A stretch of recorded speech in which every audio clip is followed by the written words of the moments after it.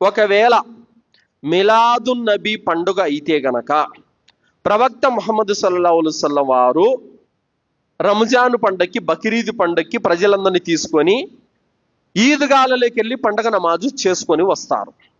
మరి మిలాదున్ నబీ పండగ చేయలేదే, ఈద్గాలకి వెళ్ళలేదే, అక్కడ పండగ నమాజ్ చేయలేదే. ఎందుకు చేయలేదనంటే అది పండగ కాదు కాబట్టి.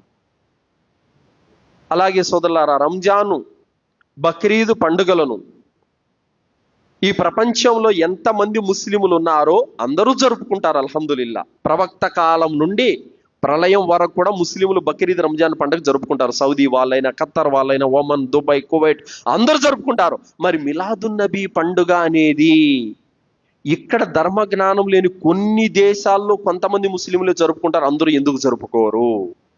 అందరూ ఎందుకు జరపరంటే ధర్మ జ్ఞానం ఉన్న వాళ్ళు చచ్చినా జరపరు ఈ పండగ.